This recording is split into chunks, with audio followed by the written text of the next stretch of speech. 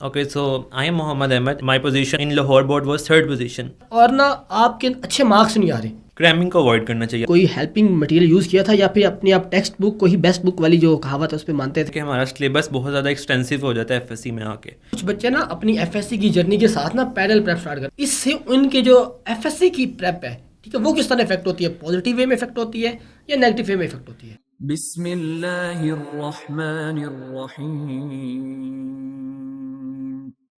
बिस्मिल्लाहिर्रहमानिर्रहीम, अस्सलाम वालेकुम और welcome to mentor podcast series.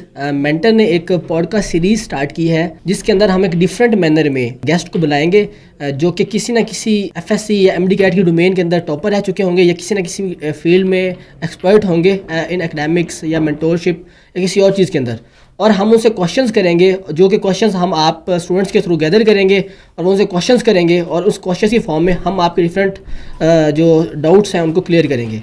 सो आज के हमारे पॉडकास्ट के गेस्ट हैं मोहम्मद अहमद जो कि अपने टाइम पे एफएससी के टॉपर रह चुके हैं लाहौर बोर्ड के अंदर। तो वो आज जो कि हमने रिसेंटली एक फॉर्म शेयर किया था आप सबके साथ, हम उस फॉर्म में जो क्वेश्चंस हैं आप सबके वो हम मोहम्मद अहमद से पूछेंगे और उन क्वेश्चंस के मोहम्मद अहमद आंसर करेंगे और इस तरह से आपके डाउट्स भी क्लियर होंगे और इंशाल्लाह आप बहुत अच्छे नंबर भी अपने एफएससी के अंदर स्कोर करेंगे। अस्सलाम वालेकुम अहमद, क्या हाल चाल है आपके? वालेकुम अस्सलाम, अल्हम्दुलिल्लाह मैं ठीक, आप कैसे हैं? I am good also. अच्छा अहमद, हमारी ऑडियंस के लिए आप अपना इंट्रोडक्शन करवा दें एक दफ़ा। Okay, so I am Mohammad Ahmed and I am currently a second year MBBS student at King Edward Medical University. अगर मैं अपनी एकेडमिक जर्नी की बात करूं तो मैं मैट्रिक से समझ लो आपकी एकेडमिक जर्नी स्टार्ट होती है जो आपको आगे फर्दर आपके प्रोफेशनल कैरियर की तरफ लेके जाती है। सो मैट्रिक में of course I was a corona batch, तो 9th के पेपर्स हमारे नहीं हुए थे। उसके बाद 10th में हमने सिर्फ 3 पेपर्स दिए और अल्हम्दुलिल्लाह मैट्रिक में मेरे 1100 मार्क्स थे। उसके बाद एफएससी की जर्नी की अगर मैं बात करूं तो एफएससी में फर्स्ट ईयर में my score was 485 out of 505 and my position overall in Lahore board was third position and in second year my score was 1055 out of 1100 and I was nominated as second position holder in overall Lahore board. माशाल्लाह जी, माशाल्लाह। And after that उसके बाद FSc के बाद of course एक medical, अगर pre medical का स्टूडेंट हो जो एफएससी का, वो एफएससी के बाद ऑफ कोर्स एमडी कैट की जर्नी स्टार्ट करता है अपनी। तो एमडी कैट के लिए I was an improver student के तौर पे मेरा किंग एडवर्ड मेडिकल यूनिवर्सिटी में एडमिशन हुआ था। अच्छा अहमद, मैं आपसे एक आपका फ्लैशबैक क्वेश्चन करना चाहूँगा कि यार जब आप आज से 2-3 साल पहले अपनी फर्स्ट ईयर एफएससी क्लास में बैठे हुए थे तो क्या आपने कभी इस चीज़ को फील किया था या आपको लगता था कि यार कभी मैं इंशाल्लाह जाके अपने ड्रीम मेडिकल कॉलेज में जाके पढ़ाई करूँगा, उसमें मेरा एडमिशन हो जाएगा? वैसे तो मुझे हमेशा से डॉक्टर बनने का शौक था, लेकिन मुझे एज सच नहीं पता था कि भाई ये मेडिकल कॉलेजेस होते हैं। मैंने फर्स्ट ईयर में एज सच ये रियलाइज़ नहीं किया हुआ था कि भाई मैंने यहाँ पे जाना है, ये मेरा ड्रीम मेडिकल कॉलेज है। लेकिन आहिस्ता आहिस्ता जब मैं मेडिकल एफएससी में जैसे आगे बढ़ता गए तो उसके बाद मुझे आहिस्ता आहिस्ता पता लगा सोशल मीडिया के थ्रू ऑफ कोर्स के डिफरेंट मेडिकल कॉलेजेस हैं। सो उसमें से मुझे सबसे ज़्यादा जिसने फैसिनेट किया वो किंग एडवर्ड मेडिकल कॉलेज था। सो फिर ये चीज़ मेरा एक अंदर जज्बा पैदा हो गया कि भाई मैंने भी इंशाल्लाह एक किंग एडवर्ड मेडिकल कॉलेज में पहुंचना है। सही से। अच्छा मैं आपसे क्वेश्चन करना चाहूँगा कि आपकी पूरी जर्नी जो मतलब कि तकरीबन 9वीं 10वीं 11वीं 12वीं उसके बाद आपकी एम कैट की प्रिपरेशंस, ये एक काफ़ी टफेस्ट फेज़ था, कोई 5 से 6 साल की ये जर्नी बनती है तकरीबन आपकी। तो आपको ये बताएं कि कोई ऐसी चीज़ जो कि आपको मोस्ट टफेस्ट लगी हो इस पूरी जर्नी में, यार कि या वो कोई एकेडमिकली हो सकती है या फिर आपको कोई मेंटली ट्रॉमा हो सकता है या कोई बर्न आउट हो सकता है, मुझे कोई आपकी इस पूरी फेज़ के दौरान कोई ऐसा कोई टाइम रहा आपका? देखिए, हर स्टूडेंट की लाइफ में टफ फेस ज़रूर आता है। ऐसा नहीं है कि आपकी जर्नी कम्प्लीटली स्मूथ हो। अब उस कम्प्लीटली स्मूथ जर्नी में ऑफ कोर्स बम्प्स एंड जोल्ट्स आते हैं। अब उन बम्प्स एंड जोल्ट्स को आपने किस तरह मैनेज करना है वो आप पे डिपेंड करता है। अब मेरी भी अगर अपनी जर्नी की बात करूँ तो ऑफ कोर्स ऐसे टाइम आते थे जब दिल करता था कि गिव अप कर दे बंदा, लेकिन उस चीज़ को आपने ऐसे नहीं करना कि भाई टोटली गिव अप कर दो आप। लेट्स सपोज आप एक कॉन्टीन्यूसली बहुत अरसे से पढ़ रहे हो, सो ऑफ कोर्स आप बर्न आउट कर जाओगे। सो उसके लिए अपने आप को बस सिंपल ये करो कि आप एक दिन के लिए अपना फ्री डे कर लो। आप वो एक दिन फ्री डे अपने आप को दोगे तो उससे ऑटोमेटिकली आपकी वो जो पीछे से स्मूथ जर्नी चल रही थी वो वापस कंटिन्यू हो जाएगी। सो यही मेन मसला यही आता था कि अक्सर बर्न आउट हो जाते थे, लेकिन वो फिर चीज़ें जो है स्मूथ हो जाती थी अपने आप को थोड़ा सा फ्री टाइम देके। आपको क्या लगता है कि बच्चे कौन सी वो बिगेस्ट मिस्टेक करते हैं in their science subject like physics, chemistry और बायो में, जिसकी वजह से ना उनके मार्क्स इफेक्ट होते हैं? ठीक है, ये मिस्टेक्स उन्होंने पहली दफ़ा यहाँ आके करते हैं क्योंकि वो मैट्रिक आपको पता है एक डिफरेंट सिनेरियो है, थोड़ा डिफरेंट सिनेरियो है। तो आपने मुझे कुछ इस तरह की मिस्टेक्स बतानी है जो कि शायद आपने भी की हो या आपने ना की हो बट आपने रियलाइज़ किया और आपने उन चीज़ों को इम्प्रूव किया हो। तो मुझे आप इस तरह की कुछ चीज़ें बताएं। देखिए, सबसे पहले जो मेजर मिस्टेक मेजर मिस्टेक करने की वजह क्या बनती है, वो माइंडसेट होता है। एक मैट्रिक स्टूडेंट का जो माइंडसेट होता है वो एक डिफरेंट माइंडसेट होता है, और एफएससी के लिए आपको एक डिफरेंट माइंडसेट चाहिए। अगर आप सेम माइंडसेट को कॉपी करते हो तो आप चीज़ों को इतना अच्छा, आपके रिजल्ट्स इतने अच्छे प्रोड्यूस नहीं हो सकते। अब अगर हम मेजर मिस्टेक्स की बात करें तो उसमें सबसे पहले क्रैमिंग वर्सेस कॉन्सेप्ट्स आ जाते हैं। मैट्रिक का स्टूडेंट जो है ना वो मोस्टली क्रैमिंग पे रिलाई करता है कि भाई हमारे पास ये नोट्स हैं, हमने इससे ये चीज़ तैयार कर लेनी है और इसको पेपर में प्रोड्यूस कर देना, हमें नंबर मिल जाएंगे। एफएससी में ऐसा केस नहीं है। ऑल्दो एफएससी में भी क्रैमिंग है, ऑफ कोर्स हमारे सिस्टम का पार्ट है, लेकिन क्रैमिंग के साथ कॉन्सेप्ट्स भी इक्वली इंपॉर्टेंट हैं। बिकॉज आपके अगर पेपर्स देखे जाएँ तो उसमें आप कॉन्सेप्चुअल पोर्शन भी आपका चेक किया जाता है। तो स्टूडेंट जो है वही माइंडसेट को कॉपी करने लग जाता है कि भाई सिर्फ क्रैमिंग करने लग जाता है, उसके पास कॉन्सेप्ट्स नहीं होते। कॉन्सेप्ट्स ना होने की वजह से उसको पेपर में मसला आता है। इसके अलावा एक चीज़ ये भी होती है कि पेपर पैटर्न चेंज हो जाता है। मैट्रिक का पेपर पैटर्न डिफरेंट है, एफएससी का पेपर पैटर्न डिफरेंट है। मैट्रिक में आपके साइंस सब्जेक्ट का 60 मार्क्स का पेपर होता है जो आपके लिए, जिसके लिए आपको 2 आवर्स मिलते हैं। लेकिन एफएससी में साइंस सब्जेक्ट का 85 मार्क्स का पेपर है जिसके लिए आपको ऑलमोस्ट 3 आवर्स मिलते हैं। सो वो टाइम के लिए एंड्योरेंस पैदा करना बच्चे में वो चीज़ नहीं आती। बच्चा जो है अपनी उस लिखने की सलाहियत को नहीं बढ़ा पाता। अगर आपने सारा साल जो है टेस्ट वगैरह बहुत कम दिए हैं सो आपकी राइटिंग स्पीड नहीं होगी। जब राइटिंग स्पीड नहीं होगी आपकी अच्छी, तो आप पेपर में जाके 3 आवर्स में जितना कंटेंट रिक्वायर्ड है वो नहीं प्रोड्यूस कर पाओगे, जिसकी वजह से आपके मार्क्स ऑफ कोर्स कम आएंगे। इसके अलावा बच्चे क्या मेजर मिस्टेक करते हैं कि उस सवाल की जो रिक्वायरमेंट है उस रिक्वायरमेंट को प्रॉपर्ली नहीं समझ पाते। लाइक लेट्स सपोज एक 2 मार्क्स के लिए क्वेश्चन पूछा गया आपसे, शॉर्ट क्वेश्चन, सो उसमें कुछ की पॉइंट्स होते हैं जो कि उस क्वेश्चन का क्रक्स होते हैं। अगर आपने वो की पॉइंट्स नहीं लिखे, बाकी बेशक जितनी मर्जी एक्सप्लेनेशन लिख दी आपने, सो आपको मार्क्स नहीं मिलेंगे। सो ये बहुत मेजर मिस्टेक्स हैं जो स्टूडेंट्स करते हैं। अगर इनको अवॉइड किया जाए और इसके अलावा अपनी पेपर प्रेजेंटेशन को इम्प्रूव किया जाए तो आपके मार्क्स जो हैं, जो आपने मैट्रिक में जितने अच्छे लिए थे, आप एफएससी में भी उतने अच्छे ले सकते हैं। अच्छा, हमारा ना एफएससी के बोर्ड्स ना हमें एक पेयरिंग स्कीम प्रोवाइड करते हैं, ठीक है। हमारे साइंस सब्जेक्ट्स में बहुत ज़्यादा लागू होती है और हम लोग उसको मानते भी हैं। बट बाज़ औक़ात ऐसा होता है कि उससे ना हट के भी क्वेश्चन आ जाते हैं। तो क्या आपको लगता है कि एक बंदे को क्या पेयरिंग स्कीम पे 100% स्टिक रहना चाहिए, या वो थोड़ा सा रिस्की काम है, और किस तरह से ना उसको पेयरिंग स्कीम को क्या मतलब उसकी पेयरिंग स्कीम को देख के किसी बंदे के जहन में मतलब क्या प्रिपरेशन की स्ट्रेटजी होनी चाहिए? क्या वो उसको स्ट्रक रहे या वो उस पर वॉल्यूशन कर सकता है उस चीज़? देखिए, अगर मैं आपको अपना पर्सनल एक्सपीरियंस बताऊं तो पेयरिंग स्कीम पे मैंने एज सच रिलाई नहीं किया था। ऑल्दो टीचर्स बहुत फोर्स करते थे कि भाई आप पेयरिंग स्कीम के अकॉर्डिंग चलने काम हो जाएगा, एंड हो भी जाता है ऑफ कोर्स। लेकिन जब आपके पास एक सिलेबस है, आपका मकसद होना चाहिए कि भाई मुझे ये सिलेबस मिला है, मैंने इसको कंप्लीट करना है। आप अगर उस सिलेबस में भी मज़ीद सिलेक्टिव चले जाओगे तो आप अपने साथ ही नुकसान कर रहे हो और आप हक भी अदा नहीं कर रहे जो आपको एजुकेशन प्रोवाइड की जा रही, ठीक है। सो पेयरिंग स्कीम में बच्चे पूछते हैं कि हमें फॉलो करनी चाहिए या नहीं करनी चाहिए। उसको आप कर सकते हैं अगर आप, लेकिन थोड़ा रिस्क है, क्योंकि पिछले ईयर्स में हमने देखा है लाहौर बोर्ड में ऐसे हुआ है कि पेयरिंग स्कीम से हट के भी क्वेश्चंस आ गए, जिसकी वजह से जिन स्टूडेंट्स ने पेयरिंग स्कीम को टोटली फॉलो किया था उनके लिए भी मसला आया। लेकिन अगर आप पेयरिंग स्कीम को फॉलो करना भी चाहते हैं और रिस्क फैक्टर भी कम करना चाहते हैं तो उसका हल ये है कि आप 100%, जैसे लेट्स सपोज लॉन्ग क्वेश्चन के हमारे बोर्ड्स में 5 पेयर्स आते हैं, उसमें से आपने 3 पेयर्स करने होते हैं। सो आप ऐसा ना करें कि आप बस 3 पेयर्स तैयार करके जाएं, आप एटलीस्ट 4 पेयर्स तैयार करके जाएं। सो लेट्स सपोज अगर आपको कोई ऊपर नीचे भी हो जाती है तो आप मैनेज कर पाएँ। फॉर एग्जांपल समटाइम्स ऐसे भी हो जाता है कि आपको पहले 3 पेयर्स में से कोई क्वेश्चन नहीं आता, सो आप अपने फोर्थ पेयर जो आपने अपने लिए रखा हुआ है, सेफ्टी फैक्टर जो आपने लिए अपने रखा हुआ है, आप उसकी मदद ले सकते हैं और आपके जो है पेपर वो 85 आउट ऑफ 85 वाला ही होगा। इसी तरह शॉर्ट क्वेश्चन में भी है। शॉर्ट क्वेश्चन में भी डिफरेंट चैप्टर से मेंशन होते हैं कि भाई इस चैप्टर से इतने इतने शॉर्ट क्वेश्चन आने हैं। आप उन शॉर्ट क्वेश्चन में से जो है at least let's suppose 8 short questions आपने अटैम्प्ट करने होते हैं 12th में से, आप एटलीस्ट इतने चैप्टर ज़रूर कर लो कि आपके 10 शॉर्ट क्वेश्चंस तैयार हो सके। अच्छा अहमद, तो ऐसा है कि ना हमारी जो एफएससी का एग्ज़ाम होते हैं ना साइंस सब्जेक्ट्स के, उसके अंदर एमसीक्यूज़ भी एक मेजर पोर्शन होता है। हमारे मतलब कि अगर 3 घंटे का पेपर है तो उसमें से 30 मिनट हमें जो पहले वाले होते हैं वो हमारे एमसीक्यूज़ के लिए मिलते हैं, तो वो भी एक मेजर पार्ट है हमारे एफएससी के एग्ज़ाम्स का। तो आपने उन एफएससी के एग्ज़ाम्स के अंदर जो एमसीक्यूज़ की प्रेप के लिए कोई सेपरेट स्ट्रेटजी बनाई थी, या कोई आप सेपरेट टाइम डेडिकेट करते थे, या फिर किस तरह से आपने अपनी एमसीक्यूज़ की प्रेप को, जो कि आपके एफएससी के पेपर का पार्ट है, उसको किस तरह डील करते थे आप? देखिए, मेरा जो माइंडसेट था ना वो ये था कि भाई एमसीक्यूज़ अगर मैं फुल स्कोर करूँगा तभी जाके मेरे 85 आउट ऑफ 85 आएंगे। सो मैं एमसीक्यूज़ पे काफ़ी फोकस करता था, बिकॉज एमसीक्यू 17 मार्क्स के आते हैं। अगर आप उसमें फुल ले लेते हो तो आपके एग्जामिनर पे, जिसने आपका रिटर्न चेक करना है, एक अच्छा इंप्रेशन पड़ता है कि भाई स्टूडेंट के एमसीक्यूज़ में फुल मार्क्स हैं, तो ऑफ कोर्स उसने रिटर्न में भी अच्छे मार्क्स लिए होंगे। सो मेरी एमसीक्यूज़ प्रिपरेशन स्ट्रेटजी क्या थी, वो ये थी कि सबसे पहली जो मेन प्रायोरिटी आपकी होनी चाहिए वो होनी चाहिए बुक रीडिंग। अगर आपने अच्छे से बुक रीडिंग की हुई है और अच्छे से चीज़ों को समझा हुआ है तो आपके MCQs में 17 आउट ऑफ 17 लेना बहुत ईजी है आपके लिए।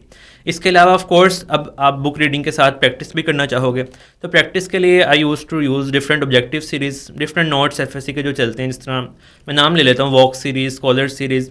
सो उन और इसके अलावा पास्ट पेपर्स, पिछले 10 ईयर्स के आपको पास्ट पेपर मिल जाते हैं। अगर आप वो MCQs सारे कर लो सो उससे आपका एक कॉन्फिडेंस भी बिल्डअप हो जाता है और साथ आपने बुक रीडिंग की होती है तो आपका 100% कॉन्फिडेंस होता है और आप इजीली 17 आउट ऑफ 17 ले सकते हो। अच्छा ये बताएं मुझे क्या है कि आपने अपनी जर्नी के दौरान साइंस सब्जेक्ट्स के लिए कोई हेल्पिंग मटेरियल यूज़ किया था या फिर अपनी आप टेक्स्ट बुक को ही बेस्ट बुक वाली जो कहावत है उस पर मानते थे और आप उस पर ही काम कर रहे थे? देखिए मैंने जो है हेल्पिंग बुक्स को यूज़ किया था। ये चीज़ टीचर्स कहते हैं कि आप टेक्स्ट बुक वगैरह को यूज़ कर लें टोटली, लेकिन मुझे टेक्स्ट बुक इतनी ज़्यादा यूज़र फ्रेंडली नहीं लगती थी बिकॉज उसमें हेडिंग्स वगैरह नहीं मेंशन होती। उसमें चीज़ें बहुत ज़्यादा एक कम्पैक्ट फॉर्म में लिखी होती हैं, आपको नहीं पता लगता कि भाई इस टॉपिक में क्या क्या चीज़ें हैं। लेकिन हेल्पिंग बुक में वही कंटेंट जो है आपको हेडिंग्स के साथ दिया होता है, हेडिंग्स के साथ इसके अलावा उसमें डायग्राम्स वगैरह ऐड होंगी। सो उससे आपको एक तो मेमोराइज़ करने में हेल्प मिलती है। इसके अलावा आपके पास जो हेडिंग्स वगैरह हैं, आप अगर उनको हेडिंग्स को एक दफ़ा अपने पास खुद भी लिख लो सो वो आपके माइंड में होता है कि भाई ये हेडिंग्स हैं इस टॉपिक में, ये बातें हैं। बाकी आपको लेट्स सपोज कोई चीज़ भूल भी जाती है तो आपके पास कॉन्सेप्ट होता है तो आप वो इजीली फिर मैनेज कर पाते हो। अच्छा आप मुझे एक और क्वेश्चन का जवाब दें कि ना लॉन्ग क्वेश्चन ना एक और मेजर पोर्शन है हमारे जो साइंस सब्जेक्ट्स के एग्ज़ाम का, ठीक है? तो वो कुछ ऐसे इंडिकेटर्स या कुछ ऐसे पॉइंट्स बताएं कि जो एक एवरेज आंसर को एक फुल मार्क्स स्कोरिंग आंसर से डिफरेंशिएट करते हैं। देखिए एक एवरेज आंसर और एक फुल मार्क्स स्कोरिंग आंसर में ये फ़र्क होगा कि एक एवरेज स्टूडेंट ने जो है ना एवरेज आंसर जो लिखा हुआ है, लिखी उसने भी वही बातें ली होंगी जो फुल मार्क्स वाले स्टूडेंट ने लिखी हैं, लेकिन क्या चीज़ डिफरेंशिएट कर रही है, उसने लिखा कैसे है, उसको उसका लिखने का स्टाइल किस तरह का है। एक एवरेज स्टूडेंट ने जो है एक दो हेडिंग्स दी होंगी और सारा एक्सप्लेनेशन जो है पेन से उसने एग्जैक्ट कॉपी कर दी होगी। एग्जामिनर के लिए वो पढ़ना इजी नहीं होगा, एग्जामिनर को समझ नहीं आएगी कि भाई इसने क्या क्या लिखा हुआ है। अगर वही चीज़ जबकि अगर हम दूसरे स्टूडेंट की बात करें जिसने उस क्वेश्चन में फुल मार्क्स हासिल किए हैं तो उसने क्या किया होगा, उसने प्रॉपर हेडिंग्स बनाई होंगी, जितनी पॉसिबल हेडिंग्स बनती हैं उस क्वेश्चन के लिए उसने पॉसिबल हेडिंग्स बनाई होंगी। इसके अलावा उसने प्रॉपर उनको मार्कर से लिखा होगा और जो अंदर की एक्सप्लेनेशन है उसने एक्सप्लेनेशन में भी कुछ ऐसे पॉइंट्स होते हैं जो एक्सप्लेनेशन का क्रक्स होते हैं, उसने उन पॉइंट्स को हाईलाइट किया होगा। सो एग्जामिनर ने आपके सिर्फ वो हाईलाइटेड पॉइंट्स पढ़ने हैं और आपसे उसने ऑफ कोर्स सेटिस्फाई हो जाना है और आपको फुल मार्क्स दे देने हैं। लेकिन एक एवरेज जो आंसर है उसमें एग्जामिनर ने बॉदर ही नहीं करना कि वो आपका पूरी एक्सप्लेनेशन पढ़े। सो उसने ऑफ कोर्स एक दो मार्क्स जरूर डिडक्ट कर लेने उसमें से। आप मुझे ये बताएं कि क्या वजह लगती है आपको कि यार बच्चे ने बहुत अच्छे मार्क्स मैट्रिक में लिए होते हैं अपने उर्दू इंग्लिश में, ठीक है, मेरे ख्याल में 75 मार्क्स होते हैं, 72 73 मेरे खुद के इतने मार्क्स और इतने बच्चों के मैंने खुद आ जाते हैं मैट्रिक में आराम से। बट जब आप आते हो FSC में तब आपके आते हैं 100 में से 80, 100 में से 85, 78 एवरेज ये मार्क्स आ रहे होते हैं। तो क्या आपको लगता है कि यार हार्ड वर्क तो उसने वो उल्टा उससे उसने ज़्यादा हार्ड वर्क किया होता है उस वक्त, बट स्टिल उसके मार्क्स कम आ रहे हैं, तो क्या रीज़न है आपको लगती है इसमें? देखिए सबसे पहली रीज़न तो ये है कि हमारा सिलेबस बहुत ज़्यादा एक्सटेंसिव हो जाता है FSC में आके।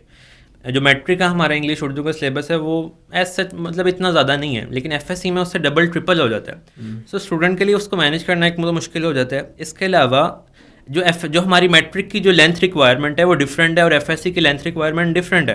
फॉर एग्जांपल मैं अशार की तशरीह की बात कर लेता हूँ उर्दू में। मैट्रिक में स्टूडेंट से कहा जाता है कि आपने एक पेज की अशार की तशरीह लिखनी है। अगर वही चीज़ जो है मैट्रिक से FSC में स्टूडेंट आया वही चीज़ वहाँ पर रेप्लिकेट कर दे तो FSC में उसके मार्क्स डिडक्ट हो जाएंगे बिकॉज वहाँ पे लेंथ रिक्वायरमेंट डिफरेंट है। सो मेजर फैक्टर ये आता है, पहले मैं उर्दू की बात कर लेता हूँ। उर्दू में मेजर फैक्टर आपका लेंथ का आता है। लाइक उर्दू में आपको बहुत ज़्यादा लिखना पड़ता है। अगर आप वो रिक्वायरमेंट पूरी नहीं करते, प्रॉपर अशार वगैरह प्रॉपर हवाले वगैरह नहीं मेंशन करते तो आपके मार्क्स डिडक्ट होते हैं।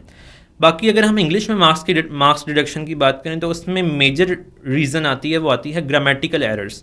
स्टूडेंट ने बहुत अच्छा तैयार किया होता है, उसको पता होता है कि भाई इस सवाल का ये आंसर है, लेकिन क्यों मार्क्स डिडक्ट होते हैं? बिकॉज उसका answer full of grammatical errors होता है। अगर आपका आंसर ग्रामेटिकल एरर से फ्री हो तो आपके ईजिली इंग्लिश में 90-95 तक मार्क्स ईजिली आ सकते हैं। और ग्रामेटिकल एरर फ्री होने के अलावा एक चीज़ और जो आपको मार्क्स गेन करने में हेल्प करेगी वो है वोकैब। बहुत से स्टूडेंट जो है हेल्पिंग बुक का यूज़ करते हैं ऑफ कोर्स इंग्लिश में, लेकिन हेल्पिंग बुक्स में जो है ना चीज़ों को बहुत ज़्यादा इजी वर्डिंग यूज़ की गई होती है। शॉर्ट क्वेश्चन जो होते हैं उनकी बहुत इजी वर्डिंग यूज़ की गई होती है, लेकिन बुक में अच्छी वर्डिंग यूज़ की गई होती है। अगर आप चाहते हैं कि आपने अच्छे मार्क्स लेने हैं तो आपको चाहिए कि आप बुक वाली वर्डिंग को फॉलो करें, ना कि गाइड बुक वाली जिसमें इजी वर्डिंग यूज़ की गई है। अच्छा स्टूडेंट्स का ना एक ना उन्होंने स्टूडेंट्स से क्वेश्चन पूछे हमसे, वो भी उर्दू के अंदर ना वो एसेज और मजमून के बारे में पूछ रहे हैं कि आपके मुताबिक एक आइडियल लेंथ क्या होती है एक ऐसे की, और आप खुद किस तरह से ऐसे को प्रिपेयर करते थे? जो एसेज हैं वो आपके सेकेंड ईयर के सिलेबस का पार्ट है। सो एसेज की अगर हम आइडियल लेंथ की बात कर लें तो ऑलमोस्ट 10 to 11 पेजेस आपकी लेंथ होनी चाहिए। अगर आप, क्योंकि 20 मार्क्स का ऐसे है, अगर आप 20 मार्क्स में से 18 हासिल करना चाहते हो तो एटलीस्ट 10 to 11 पेजेस आपकी लेंथ होनी चाहिए। अब रही बात कि उनको प्रिपेयर किस तरह करना है, तो मैं आपको अपना बता देता हूँ कि मैं किस तरह प्रिपेयर करता था। I used to use Sarmaya Urdu. Sarmaya Urdu में एक तो मजमून की काफ़ी अच्छी लेंथ लिखी होती है, ठीक है। सो वो कंप्लीट लेंथ को पढ़ना, उसको अच्छे से, उसके अलावा मतलब उसको 2-3 दफ़ा पढ़ना है आपने पहले अच्छे से। उसके बाद उसके की पॉइंट्स लिखे होते हैं कुछ, लाइक उस मजमून में ये बातें की गई हैं, उन की पॉइंट्स को अपने पास आपने रजिस्टर पे लिख लेना है। उन की पॉइंट्स को लिख लिया, उसके बाद उसमें यूज़ होने वाले हवाले जो हैं, हवाले बहुत ज़्यादा इंपॉर्टेंट के हामिल हैं। अगर आप लेंथ, एक तो वो लेंथ बढ़ाने में हेल्प करते हैं और एक तो अच्छा इंप्रेशन डालते हैं। आपके मजमून के हर पेज पे एटलीस्ट 2-2 हवाले होने चाहिए। सो उन हवालों को भी अपने पास अगर आप लिख लें और उसके जो की पॉइंट्स हैं, जिसको हम समरी पॉइंट्स कह लेते हैं, वो अपने पास लिख लेते हैं, तो आपके पास एक कंप्लीट आइडिया होगा कि भाई मैंने इस ऐसे में ये चीज़ें लिखनी है। उसके बाद आप सेल्फ क्रिएटिविटी भी कर सकते हैं। इसके अलावा मज़ीद एक चीज़ की जा सकती है कि हम PDF को डिफरेंट PDFs आपको मिल जाती हैं एसेस की।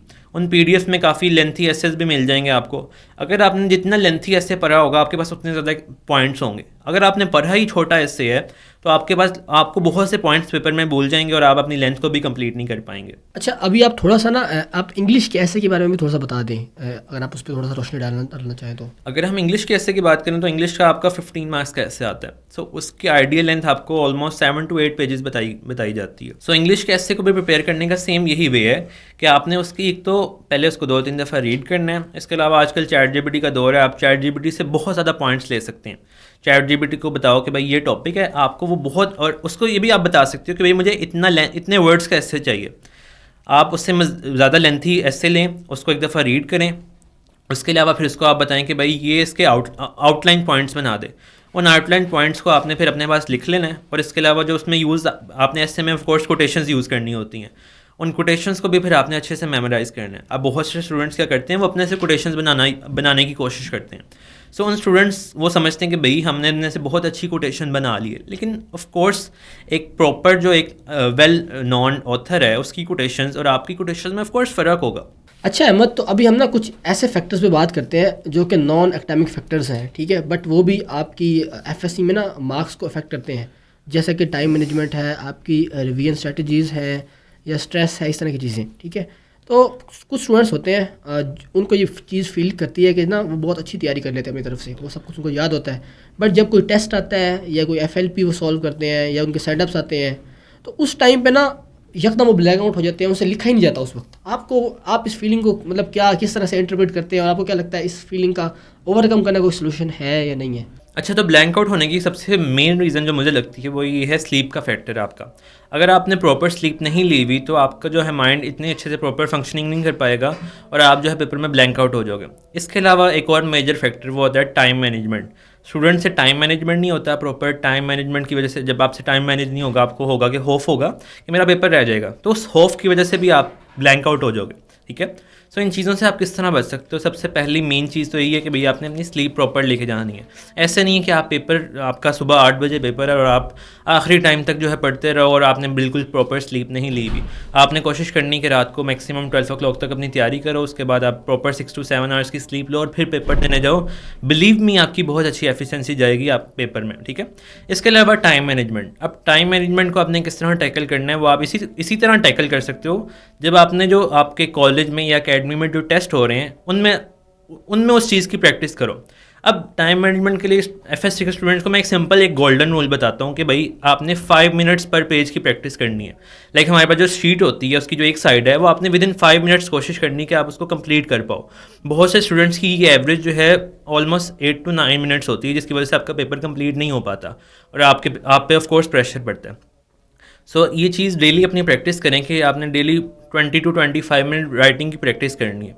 अगर आप ये गोल अचीव कर लेते हो कि 5 मिनट्स पर पेज, तो आप इजीली आपसे प्रॉपर टाइम मैनेजमेंट भी होगी और आपने अगर स्लीप ली होगी तो आपका पेपर बहुत अच्छे से हो जाएगा और आप ब्लैंक आउट नहीं करोगे। अच्छा, आपको क्या लगता है कि एक FSC के एग्ज़ाम्स, एक बंदे के बोर्ड एग्ज़ाम होने वाले हैं, तो उससे पहले एक बंदे को मिनिमम नंबर ऑफ रिवीजन्स कितनी करनी चाहिए और मैक्सिमम कितनी होनी चाहिए, जो एक आइडियल नंबर हो या जो आपने की थी? मुझे आपसे देखिए मेरे नज़दीक जो है रिवीजन्स का कोई आइडियल नंबर नहीं होता। रिवीजन्स अगर आपने फर्स्ट तैयारी अपनी बहुत अच्छी की हुई है ना, सो आपने अगर 1-2 रिवीजन्स भी किए हैं तो आपका काम चल सकता है, ठीक है। सो सबसे मेन चीज़ तो ये रखो कि जो पहली दफ़ा आप तैयारी कर रहे हो ना अपनी उस चीज़ की, वो बहुत अच्छे से करो, इतनी अच्छे से कि आपको नेक्स्ट टाइम वो चीज़ एक दफ़ा बस सरसरी सी नज़र से आप दोहराना पड़े, ठीक है। और अगर हम स्टिल नंबर ऑफ़ रिवीजन्स की बात कर लेते हैं तो आपकी मैक्सिमम 3 to 4 रिवीजन्स अगर आपने टोटल की हो तो आपका काम चल जाएगा। अब 3 to 4 रिवीजन्स किस स्टूडेंट्स पूछेंगे कि किस तरह होनी चाहिए 3 to 4 रिवीजन्स। अभी हमारे पास 3 to 4 मंथ्स हैं, तो 3 to 4 रिवीजन्स आपकी, अगर मैं अभी बात करूँ तो लेट्स सपोज आप एक टेस्ट सेशन दे रहे हो कहीं में भी, कॉलेज में या अकेडमी में। टेस्ट सेशन में आपने एक दफ़ा उस चैप्टर की प्रिपरेशन की, उसके बाद आपने वही चैप्टर जो है प्री बोर्ड्स में जाकर उसको तैयार करना है, नंबर 2 रिवीजन होगी। उसके बाद आप वो चैप्टर जो है आपको जो है पेपर से पहले जो है ऑलमोस्ट मंथ पहले या 2 वीक्स पहले फ्री कर दिया जाता है। तो उन 2 वीक्स में जो आपको प्रेप लीव्स दी गई हैं, उनमें कोशिश करनी एक दफ़ा आपने तब चीज़ों को गो थ्रू कर लिया। 3rd रिवीजन हमारी तब होगी ऑलमोस्ट, और उसके बाद हमारी लास्ट रिवीजन जो है पेपर से पहले होती है। पेपर से पहले आपको ऑलमोस्ट 2 डेज़ मिलते हैं, उसमें आपने जो है एक दफ़ा उन चीज़ों को एक दफ़ा लास्ट टाइम अच्छे से रिवाइज़ करना होता है और फिर आपने पेपर देने जाना होता है। हम ना एक सिनेरियो अज्यूम करते हैं कि हमारे पास एक स्टूडेंट है, हार्ड वर्किंग स्टूडेंट है, वो कॉलेज भी जाता है और एकेडमी भी जा रहा है साथ में, और उसके ना कुछ बैकलॉग्स भी हैं, मतलब कुछ चीज़ें उसकी पढ़ने वाली रहती हैं या कुछ चीज़ें उसको नहीं आती, तैयार नहीं है, तो वो कुछ सेल्फ स्टडी भी करता है, ठीक है। तो इस तरह के बच्चे को आप क्या मशवरा देना चाहोगे कि यार आप किस तरह से अपना टाइम डिवाइड करो, किस तरह से अपनी प्रिपरेशन स्ट्रेटजी या प्लानिंग बनाओ? देखिए मैं अगर आपको अपना पर्सनल बताऊं तो मैं भी एक ऐसे स्टूडेंट था जो कॉलेज भी जाता था और एकेडमी भी जाता था, और उसके साथ ऑफ कोर्स सेल्फ स्टडी भी करनी है। सो कॉलेज प्लस एकेडमी को मैनेज करना हर स्टूडेंट के बस की बात नहीं होती। अगर तो आपको लगता है कि आपको चीज़ों को तैयार करने में ज़्यादा टाइम लग रहा है तो आपको किसी एक पे फोकस करना चाहिए और उसी को अच्छे से लेके चलना चाहिए। फॉर एग्जांपल, अगर आपको चीज़ों को तैयार करने में ज़्यादा टाइम लग रहा है और आपको लगता है कि भाई मुझे एकेडमी में ज़्यादा अच्छा पढ़ाया जाता है, तो कोशिश करो कि एकेडमी को फॉलो करो आप। और जो कॉलेज है, आप ऑफ कोर्स आपने अटेंडेंस तो पूरी करनी होगी अपनी, तो वो बस अटेंडेंस पूरी करने के लिए आप उसको रखो, और कॉलेज का भी जो टाइम है उसको आप सेल्फ स्टडी में यूटिलाइज़ करो। अगर मैं आपको पर्सनल बताऊं तो मैंने एफएससी में, हमारी जो अकेडमी थी वहाँ पे डेली बेसिस पे टेस्ट होता था, तो मेरा मकसद बस ये था कि वही भी यानी वो टेस्ट को अच्छे से तैयार करना है। सो उस टेस्ट को तैयार करने के लिए मुझे ऑफ कोर्स कॉलेज में भी मैं टाइम को यूटिलाइज़ करता था। जौन सा लेक्चर मुझे लगता था कि यहाँ पे मेरे लिए सेल्फ स्टडी करना पॉसिबल है तो मैं क्लास में पीछे जाके सेल्फ स्टडी भी करता था।